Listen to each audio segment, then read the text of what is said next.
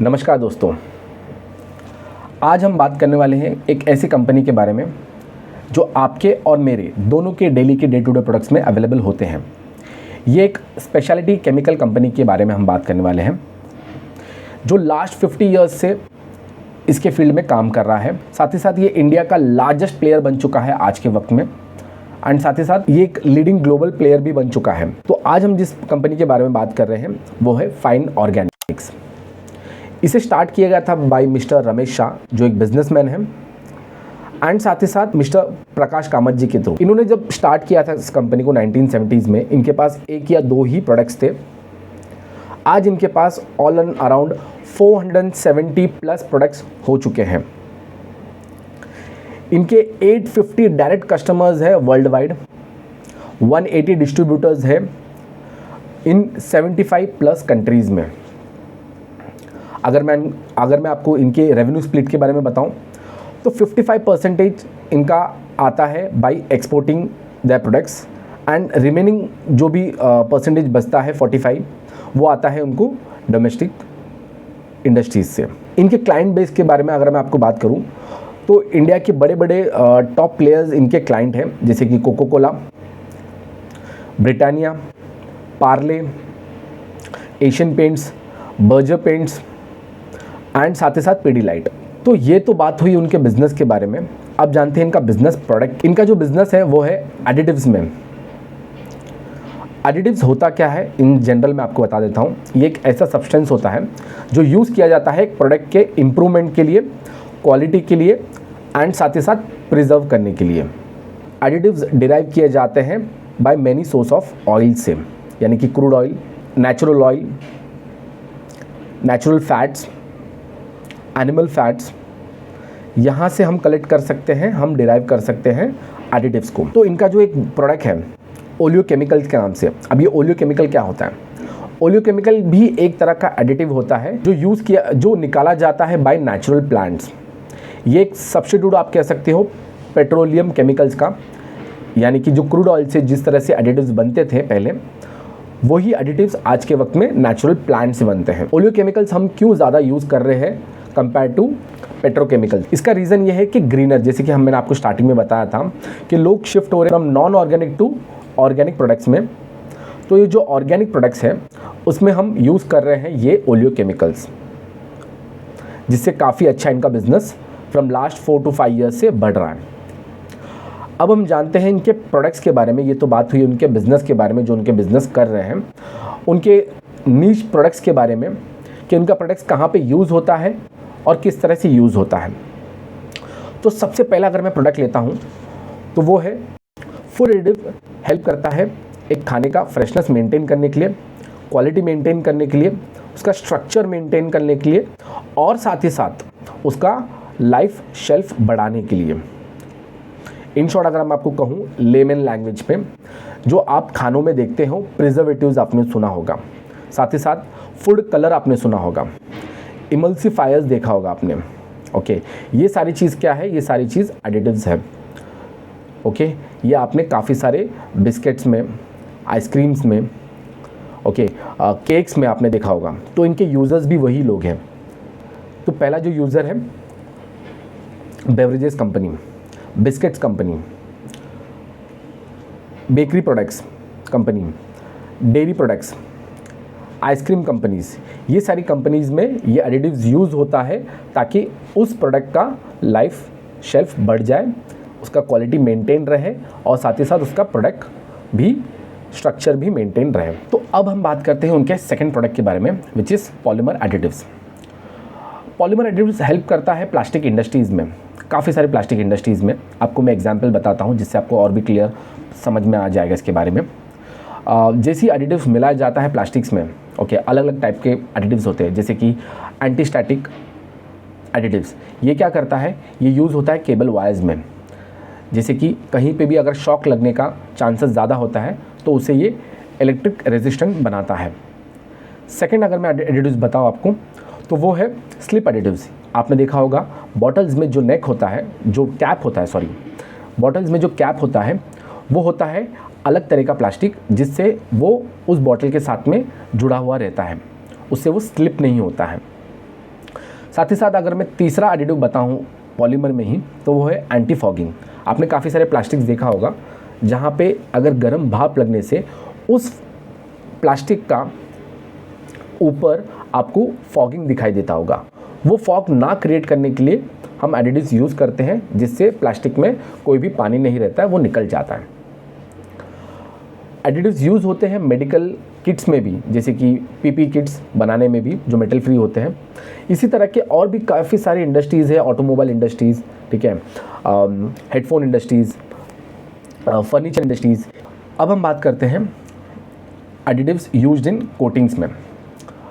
Coatings में भी use होता है, यानी कि ये ज़्यादातर करके कंपनियां यूज़ करती है फॉर पेंट्स एंड इंक कंपनियाज़, यानी कि जहाँ पे भी प्रिंटिंग का इंक यूज़ होता है और जहाँ पे भी पेंट्स यूज़ होते हैं, जैसे कि मैंने आपको बताया इनका क्लाइंट बेस्ड है, एशियन पेंट्स और बर्जर पेंट्स भी। ओके, इनमें जो भी पेंट्स होते हैं वहाँ पे उस पेंट को थिक करने के लिए, ओके, इसे थिक करने के लिए और साथ ही साथ इसे ज़्यादा दिन तक ड्यूरेबल रखने के लिए ये एडिटिव्स यूज़ होते हैं। अब हम बढ़ते हैं एडिटिव्स फॉर कॉस्मेटिक्स। जितने भी कॉस्मेटिक्स होते हैं, जैसे कि जेल्स, लोशंस, क्रीम, ये सारी चीज़ों में हर जगह पे आपको एडिटिव्स मिलेंगे, जिससे एडिटिव्स के अंदर एक एक्टिव इंग्रेडिएंट होता है जो मेंटेन करता है इन सारी जगहों पे। जो भी फार्मेसी कंपनी होती है, जो भी पर्सनल हेल्थ केयर कंपनीज़ होती है, जो भी अपना क्रीम, लोशन, जेल यूज़ कर, आई मीन टू से प्रोडक्ट्स होते हैं उनके, वो सारे प्रोडक्ट्स में एडिटिव्स जाता है ताकि उनका जो एक्टिव इंग्रेडिएंट है, उसके अंदर जो एक्टिव इंग्रेडिएंट होते हैं उसे बरकरार रखने के लिए, काफ़ी लॉन्ग लास्टिंग करने के लिए। ये हुआ उनके कॉस्मेटिक्स के यूज़ के बारे में। तो अब हम बात करते हैं उनके नेक्स्ट प्रोडक्ट के बारे में, जो है फीड न्यूट्रिशन में। तो जो भी पोल्ट्री फार्म्स होते हैं, जो भी कैटल फार्मिंग कंपनीज़ होती है, जहाँ पे भी काफ़ी सारे कैटल फार्मिंग होते हैं, पोल्ट्री फार्म्स होते हैं, वहाँ पे उनको जो भी चारा दिया जाता है तो उसमें एडिटिव्स यूज़ किया जाता है ताकि उनका जो भी एंटीबायोटिक्स होता है, ठीक है, वो हार्मफुल एंटीबायोटिक्स को निकालने के लिए और उसका एफिशिएंसी बढ़ाने के लिए, उस खाने को, उस खाद का एफिशिएंसी बढ़ाने के लिए वो हेल्प करता है। तो अब हम बात करते हैं उनके लास्ट प्रोडक्ट के, जो है स्पेशलिटी एडिटिव्स। ये यूज़ होता है काफ़ी सारे इंडस्ट्रीज़ में, काफ़ी वाइड रेंज ऑफ इंडस्ट्रीज़ में। ओके, एक एग्जांपल दूं अगर मैं आपको, तो लुब्रिकेंट्स, ओके, जो लुब्रिकेंट होता है गाड़ियों में यूज़ होता है, वहाँ पे भी यूज़ किया जाता है। ओके, तो ये तो बात हुई उनके प्रोडक्ट्स के बारे में। अब जानते हैं इसके एंट्री बैरियर्स के बारे में और ये इनके मोड के बारे में कि क्यों fine organic is the best in chemical sector और उस फील्ड में क्यों इतना बेस्ट है, जिस वजह से हम ये आज वीडियो बना रहे हैं। तो सबसे पहले अगर मैं एंट्री बैरियर देखता हूँ तो वो है लिमिटेड प्लेयर्स। अगर मैं इंडिया लेवल पे जाता हूँ, डोमेस्टिक लेवल पे जाता हूँ, तो इसमें कोई इतना बड़ा प्लेयर नहीं है जो ऑर्गेनाइज्ड मार्केट में काम कर सके। फाइन ऑर्गेनिक से बड़ा कोई भी प्लेयर नहीं है ऑर्गेनाइज्ड मार्केट में जो इसको टक्कर दे सके, कॉम्पीट कर सके। अगर मैं ग्लोबली जाऊँगा तो फूड और पॉलीमर में 3 या 4 प्लेयर्स हैं जो इनसे कंपटीशन कर रहे हैं, बट ओवरऑल अगर देखा जाएगा तो इंडिया का ये सबसे लार्जेस्ट प्लेयर बन चुका है। एंट्री बैरियर की बात मैं अगर करता हूँ तो इनके जो कस्टमर्स हैं तो काफ़ी लॉयल इनके साथ में। ओके, जैसे कि मैंने आपको बताया ब्रिटानिया, कोको कोला। अगर आप जाते हो ब्रिटानिया के पास में कोई और, अगर कोई जाता है एडिटिव्स वाला और कहता है कि मेरा एडिटिव्स ले लीजिए, तो डेफिनेटली ब्रिटानिया के जो ओनर होंगे या फिर जो भी उनके प्रोडक्ट मैनेजमेंट देखते होंगे तो वो साफ मना कर देगी उनको, क्योंकि ये स्विच करना उनको काफ़ी प्रॉब्लम दे सकता है। उनके प्रोडक्ट का स्ट्रक्चर चेंज कर सकता है, साथ ही साथ उनका क्वालिटी भी काफ़ी चेंज हो सकता है। इस वजह से ये जो प्रोसेस होता है काफ़ी लेंदी होता है अप्रूवल के लिए, जिस वजह से काफ़ी ज़्यादा लोग इसमें एंटर नहीं कर पाते हैं इस मार्केट में, और फाइन ऑर्गेनिक को इसमें काफ़ी अच्छा बेनिफिट हो रहा है। तीसरा अगर एंट्री बैरियर में बताऊंगा आपको तो वो है कॉम्प्लेक्स टेक्नोलॉजी।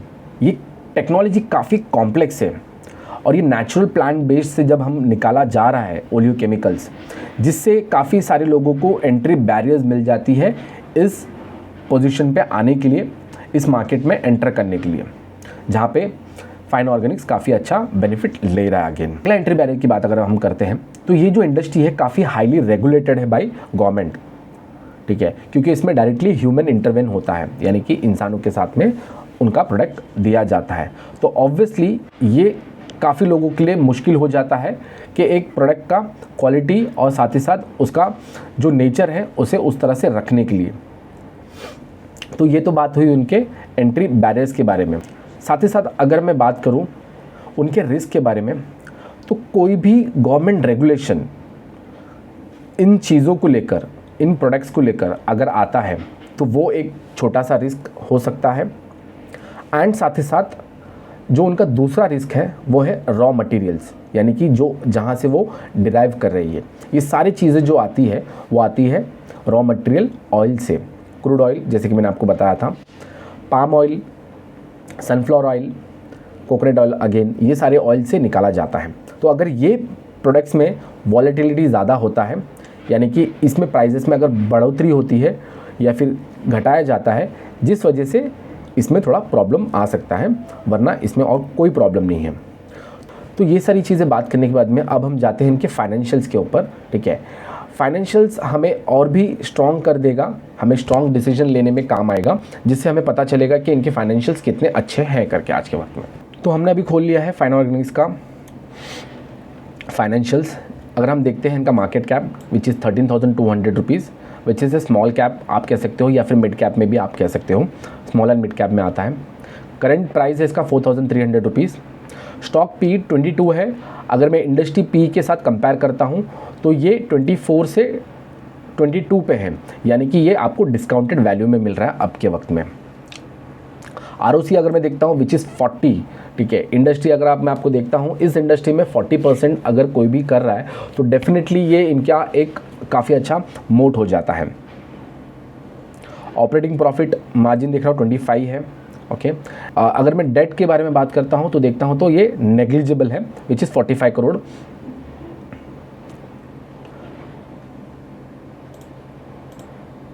स्टॉक का पी ऑलमोस्ट 10 ईयर्स के लोअर में ले जा चुका है। ओके, 5 ईयर का अगर मैं देखता हूँ, 5 ईयर का चार्ट देखता हूँ तो ये 5 ईयर के लो में जा चुका है। इसका मीडियन जो है 43 है, यानी कि आपको ये 50% डिस्काउंट पे अब मिल रहा है। अब हम बात करते हैं इनके इनकम स्टेटमेंट के बारे में कि यहाँ पे जब मैं देख पा रहा हूँ फ्रॉम 2019 दिसंबर से, तो इनका सेल्स कंटिन्यूसली बढ़ रही है, एक्सेप्शन यहाँ पे ये 2 से 3 महीने तक, 2 से 3 क्वार्टर्स में मुझे यहाँ पे इम्प्रूवमेंट नहीं दिखाई दे रहा है, क्योंकि ऑब्वियसली ये कोरोना का पैंडमिक टाइम था। 300, 323, 50, 58, 438 उस तरह से आज ये 760 पे है, जो लास्ट क्वार्टर अगर मैं देखता हूँ सितंबर से इसने काफ़ी कम किया हुआ है सेल्स। लेकिन वही अगर मैं ईयर ऑन ईयर में देखता हूँ तो यहाँ पे मुझे 463 की जगह पे 760 मिल रहा है, यानी कि काफ़ी अच्छा ग्रोथ मुझे मिला है from last year to this year में। ठीक है, बट लोग इसे इसी वजह से ही इसे नीचे फेंक देते हैं। रीज़न स्टॉक प्राइजेस में नीचे आने का यही है कि उसका ईयर ऑन ईयर उसका प्रोडक्शन बढ़ रहा है, उसका सेल्स बढ़ रहा है, उसके प्रॉफिट्स बढ़ रहे हैं, but month on year quarter on quarter में इसका इतना अच्छा परफॉर्मेंस नहीं होने के कारण लोगों को लग रहा है कि ये और भी गंदा करने वाली है, मार्केट में इनका सेल्स डाउन होने वाला है, जैसे ऐसा नहीं होने वाला है। और अगर मैं देखता हूँ ऑपरेटिंग प्रॉफिट, वो भी काफ़ी अच्छा हो चुका है। अगर मैं क्वार्टर ऑन क्वार्टर देखूंगा तो ये 254 से गिरकर 159 हो चुका है। एंड साथ ही साथ अगर मैं ईयर ऑन ईयर देखता हूं तो यही 80 से आज ये 159 है। That means almost double the operating profit from last year. Okay, net profit भी उसी तरह से अगर ईयर क्वार्टर एंड क्वार्टर देखता हूं तो 2203 करोड़ से लेकर ये 106 करोड़ पे आ चुकी है, जबकि यही अगर मैं ईयर ऑन ईयर देखता हूं 52 से ये 106 आ चुका है इन ईयर ऑन ईयर ग्रोथ में। अब आगे देखते हैं हर साल में 2016 से लेकर अब तक का ये 5 साल का इनका व्यू कैसे रहा है। सेल्स ग्रोथ अगर मैं देखता हूं ये 12 से 15% के बीच में कंटिन्यूसली बढ़ रहा है। ऑपरेटिंग प्रॉफिट भी 20 से लेकर 25 के बीच में ही मेंटेन कर रहा है। उसके साथ ही साथ नेट प्रॉफिट 76 से आज ये 600 पे पहुंच चुका है, विच इज़ यानी कि 7 साल में इन्होंने अपना प्रॉफिट को 10 गुना कर दिया है। अगर मैं इनके एसेट्स की बात करता हूँ तो अगर मैं एसेट्स भी देखता हूँ तो हर साल 400 से लेकर अब तक ये इनका एसेट भी काफ़ी अच्छा ग्रोथ हो चुका है। ऑपरेटिंग एक्टिविटी भी अगर मैं देखता हूँ तो काफ़ी अच्छा मेंटेन किया हुआ है उन्होंने। प्रॉफिट फ्रॉम ऑपरेशंस अगर मैं देखता हूँ 400 करोड़ के आसपास है, which is very good again. Okay, ROC बहुत ही शानदार मेंटेन करते हुए 35 से लेकर 40 के बीच में। प्रमोटर्स होल्डिंग कुछ नहीं चेंजेस है। एफआई होल्डिंग कम कर दिया उन्होंने, बढ़ा दिया उन्होंने, उनका कुछ भरोसा नहीं है, उनका कुछ खेल पता नहीं चलता है। डीआई अगर मैं देखता हूँ तो उन्होंने वापस से यहाँ पे होल्डिंग थोड़ा बढ़ाया हुआ है 1 से 1.5% का। पब्लिक भी थोड़ा सा उन्होंने होल्डिंग बढ़ाया हुआ है। अब हम देखते हैं टेक्निकल्स में इनका क्या हाल है करके। तो जब मैं देख रहा हूँ फ्रॉम लास्ट सितंबर, ठीक है, ऑलमोस्ट 1.5 साल से इसने -43% दिया हुआ है। ओके, तो ये यानी कि आपने अगर आज से ठीक 2022 यानी कि 1 से 1.5 साल से फेब से लेकर ये फेब और अप्रैल भी आ चुका है, ऑलमोस्ट 1.5 साल से इस स्टॉक ने 0% आपको गेन करके दिया है। ओके, ये मुझे और भी कॉन्फिडेंस देता है, मुझे सबसे ज़्यादा कॉन्फिडेंस देता हो कि ये सबसे बेस्ट एक अपॉर्चुनिटी होगी मुझे ग्रैब करने के लिए, जो एक बेहतरीन कंपनी है जिसके फंडामेंटल्स वेरी गुड है, जिसके बेस प्रोडक्ट्स इतने अच्छे हैं ताकि वो आगे जाके सस्टेन भी कर पाए। साथ ही साथ इनका जो फ्री कैश फ्लो है वो भी अमेजिंग है। तो ये अगर मैं देखता हूँ ये ऑलमोस्ट 40% पे अभी डिस्काउंट रेट पे चल रहा है। अगर कोई भी एक छोटा सा भी बुल रन आता है तो डेफिनेटली मुझे पता है ये ऑलमोस्ट 30 to 40% अपना दे सकता है। ओके, ये इतना पोटेंशियल रखता है कि ये कंपनी बेस्ट कर सकती। इस तरह की वीडियो बनाने के लिए काफ़ी वक्त लग जाता है, काफ़ी इंटेंस रिसर्च करना पड़ता है। तो आपके प्यार और सपोर्ट के साथ में मैं आगे बढ़ना चाहूँगा एंड आज के वीडियो को यहीं समाप्त करना चाहूँगा। आपका लाइक और सब्सक्राइब बहुत ही ज़रूरी है इस तरह की वीडियो के लिए, ताकि और भी लोगों के पास इस तरह का वीडियो पहुँच सके एंड उन्हें भी इन्फॉर्मेशन लेके। तो आज के लिए धन्यवाद।